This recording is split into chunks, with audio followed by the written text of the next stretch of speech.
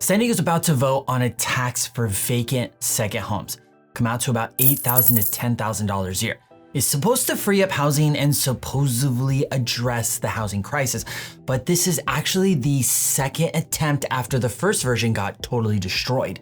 So what happened? What will you be voting on this June, and how will it even work if it does? And speaking of housing challenges, if you're renting in San Diego right now, you're part of a much bigger trend.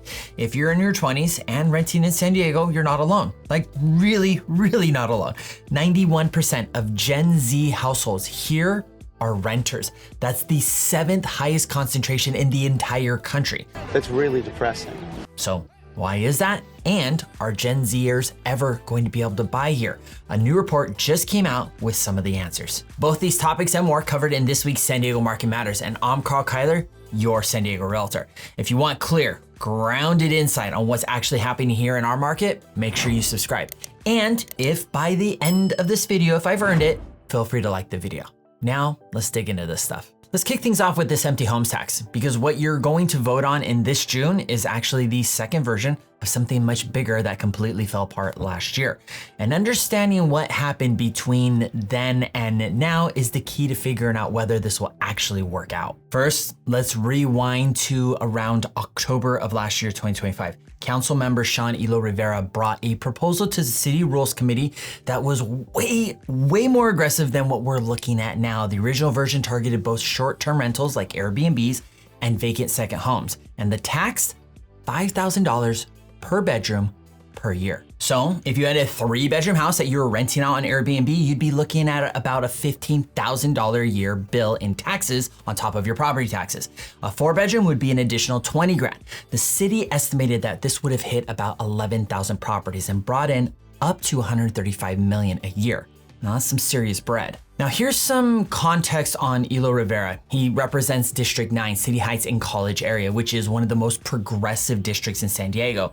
His base loves aggressive policies that go after investors, corporate landlords, and the absentee owners. So when he came out with this $5,000 per bedroom tax, it played really well with the core supporters. It signaled, I'm fighting for you against the people treating housing like a profit machine. But what works in District 9 doesn't necessarily work citywide, and he underestimated regular San Diegans, people who aren't corporate investors, just homeowners trying to make ends meet and use short-term rentals to supplement their income. Now, the proposal did pass the Rules Committee 3-1. Councilmember Raul Campillo was the only dissent, and the public, they lost it. There were rallies outside of City Hall. Short-term rental hosts showed up in force. The tourism industry pushed back hard. Campillo pointed out that in 2023, the city collected almost 35 million in transient occupancy tax from Airbnbs alone. Killing that revenue stream to maybe free up some housing didn't make sense to a lot of people. And honestly, the structure of the tax was a bit of a mess. It didn't distinguish between local homeowners renting out a spare bedroom to help pay their mortgage and a corporate investor running, let's say, 10 properties as full-time short-term rentals. It was a blunt instrument, and it pissed off a lot of voters. So Elo-Rivera had to pivot. So here's what we're actually voting on now. Measure A. It only targets vacant second homes, properties that sit empty for more than 182 days out of the year. If a home isn't being lived in and isn't being rented out long-term, the owner pays an annual tax of $8,000 the first year, rising to $10,000 in the following years. If the property is owned by a corporation, there's an additional surcharge, $4,000 for the first year, jumping to $5,000 after that. The city estimates that there's a little over 5,100 properties that would be subject to this tax, but the independent budget analyst says that probably inflated. After accounting for exemptions and people who will just sell or convert their properties to avoid the tax, the realistic number is somewhere between 1,700 and maybe 2,900 homes. Revenue projections, about 9 to 21 million in the first year and maybe up to 24 in the years that follow. That money goes straight into the general fund, meaning that the city can spend it on whatever it wants. It's not earmarked for housing specifically. Primary residents are exempt, long-term rentals are exempt. There are also exemptions for military service, natural disasters, and properties in probate after someone has passed away. So this tax structure changed from per bedroom to a flat rate. Short-term rentals got dropped entirely, and the projected revenue cratered from 135 million down to 10 to 24 million. about an 82% drop. So what was the original proposal trying to do? I believe that it was trying to tackle two problems at once, the housing shortage and the city's budget deficit. The housing shortage angle makes sense if you believe that taxing short-term rentals and vacant homes would force those properties back into the long-term rental market. Maybe some would convert, but there's no guarantee. Owners could just sell, and if they sell to other investors, you haven't really gained any housing supply. Now for the budget angle, here's the reality. According to the Voice of San Diego, the city is facing a $300 million deficit. So if Measure A brings in the high end of 24 million, that's less than 10% of the problem. It's not nothing, and it's definitely something, but it's not solving the budget crisis. And here's where I think things got messed up. There was probably a smarter middle ground to all of this. If the goal was to reduce short-term rentals and free up housing, the most direct way to do that is to cap the number of short-term rental licenses that the city issues. Just stop approving new ones. Prioritize owner-occupied short-term rentals over corporate investor portfolios. That's a land use regulation. Cities do it all the time, but that doesn't generate revenue. And I think elo-rivera also wanted to address the deficit. So if you're going to tax short-term rentals, why not make it something reasonable? A $500 to $1,000 annual tax per property, not per bedroom. That's something most hosts can absorb. It wouldn't kill the industry, but it would generate some revenue and maybe push a few marginal operators to convert to long-term rentals. And then if you combine that with the vacant home tax of $8,000 to $10,000, you'd be looking at an estimated 15 to 34 million in total revenue. That gets you closer to the 10% of the deficit. It's still not a silver bullet, but at least it's moving the needle in the right direction.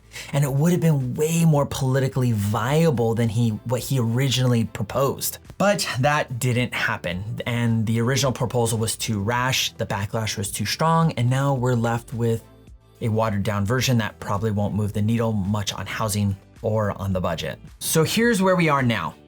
Measure A is going to voters in June. Supporters, including labor unions, housing advocates, elo-rivera's office, are saying that this is about making homes available for San Diegans and not leaving them empty for profit. And 99% of residents won't be affected because primary residencies are exempt from this. But then you also have your opponents, realtor groups, tax-paying associations, along with other organizations. They're saying that this won't build a single new home. The revenue isn't guaranteed to go towards housing, and it might be unconstitutional. They're specifically pointing to San Francisco, which passed a very similar tax that got struck down in court. Both sides are gearing up for a well-funded campaign. Labor's got about $1.7 million ready to go. Realtors are tapping into state and national PAC funds. This is going to be a real fight here. And the reality is, even if it passes, it's probably not going to solve the housing crisis. Best case, you free up a couple thousand homes if we're lucky. Worst case, you collect some tax revenue that goes into the general fund and gets spent on whatever the city wants. Hopefully it's to reduce our deficit. All right, shifting gears, let's talk about Gen Z, because a brand new report just came out that shows exactly where young adults are renting and buying across the entire country. And San Diego made some interesting lists here. So nationally, Gen Z renters have exploded over the last 5 years. We're talking about 4.4 million Gen Z renter households in 2023, up from just 700,000 in 2018. That's a six-fold increase, which makes sense as they're aging up. Meanwhile, Gen Z homeowners are still a pretty small group, fewer than 1 million households nationwide. That means only about 17% of Gen Z households own a home. The rest, they're renting. Now, where's the growth happening? For renters, it's mostly in the South. Birmingham, Alabama, they saw a 13-fold increase in Gen Z renters. Raleigh, North Carolina had a 12-fold surge, and Nashville saw a 9-fold jump. These cities are affordable, they've got jobs, and young people are flocking there. On the homeownership side, it's a different story. The fastest growth for Gen Z buyers is happening in the Midwest and smaller southern metros. Tucson, Arizona saw the number of Gen Z homeowners increase 170 times in 5 years. Jacksonville, Florida, and Dayton, Ohio both saw about 60 times growth. So why is this happening in these areas? It's because these markets are affordable. Home prices are lower, wages are growing, and Gen Zers can actually save up a down payment without waiting until they're 40. Now let's bring this home to San Diego. According to the report, San Diego ranks number 7 in the nation for Gen Z rental hotspots. And when you look at the share of Gen Z households that are renting versus owning, we're sitting just under 92% renters. That means if you're a Gen Zer in San Diego, 9 out of 10 people in your age group are renting. They're not buying. In 2023, there were 64,444 Gen Z renter households in San Diego. That's up from 12,219 in 2018, about a 4-fold increase. So why is San Diego such a magnet for young renters? A few reasons. 1, jobs. San Diego's got a strong job economy, biotech, defense, tech, tourism, healthcare. If you're in your 20s and you want career growth, this is a place where you can build it. Number 2, lifestyle. We've got the beaches, we've got the weather, we've got the food scene, we've got the outdoor activities. We've got it all. For a generation that values experiences and work-life balance, San Diego checks all of those boxes. And number 3, flexibility. A lot of Gen Zers aren't ready to settle down yet. They're still figuring out their careers, they might move for a job, and they don't want to be tied down with a mortgage. Yet, renting gives them that freedom. And here's the other side of the story. Gen Z homeowners in San Diego grew faster than renters. The number of Gen Z homeowners went from 845 in 2018 to a little over 6,100 in 2023. That's a 6-fold increase, which is actually higher than the 4-fold growth we saw in renters. That's pretty awesome to hear. So Gen Zers are buying when they can, but the reality is only about 9% of Gen Z households in San Diego are homeowners. That's one of the lowest shares in the country. And when you think about it, that makes sense. The median home price in San Diego is around $1 million. If you're trying to put 10% down, which is what most first-time buyers are trying to do now, that's $100,000 in cash. If you're in your 20s making $60,000 to $70,000 a year and you're paying $2,000 to $3,000 a month in rent, saving $100,000 is nearly impossible. So here's the question. Are Gen Zers in San Diego locked out of homeownership, or are they choosing to rent?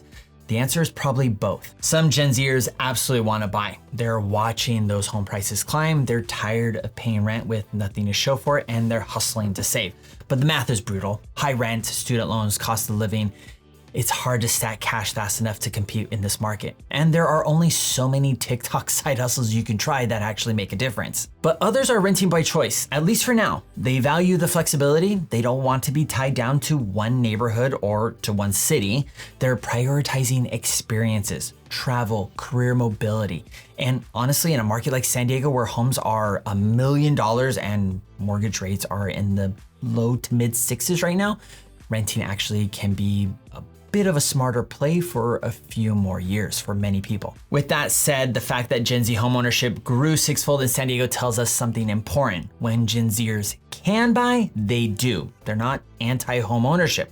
They're just waiting for the right opportunity, whether that's saving up enough, finding the right home, or getting help maybe from family, good old bank of mom and dad. So what does this mean for San Diego's housing market? First off, Gen Z is going to dominate the rental market for years to come. If you're a landlord, Gen Z is going to be your tenant base. But here's the thing, they're cost conscious. They want value. They're not going to overpay for a luxury apartment that they don't need. So if you're a landlord trying to fill units, you need to be competitive on price and amenities, which begs the question, who's going to fill all these high-end apartment buildings that you see popping up all over the metro? I don't think it's going to be the Gen Z group. Second, Gen Z is trying to buy. Even if the share of homeowners is still low, that number mentioned earlier, just over 6,100 of Gen Z homeowners in San Diego, it's small, but it's growing fast. And as more Gen Zers hit their late 20s and early 30s, that number is going to keep climbing.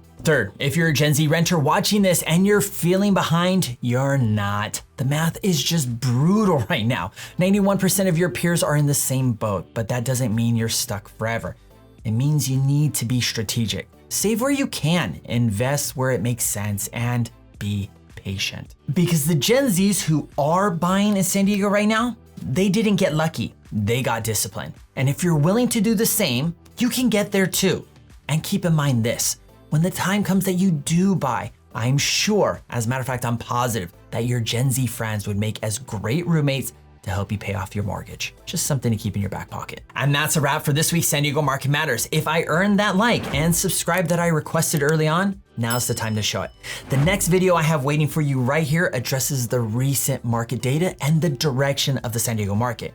Or you can click on this one right here to see if it makes more sense to rent or buy a home here in San Diego in 2026. As always, I'm Karl, your San Diego realtor. I'll see you next video.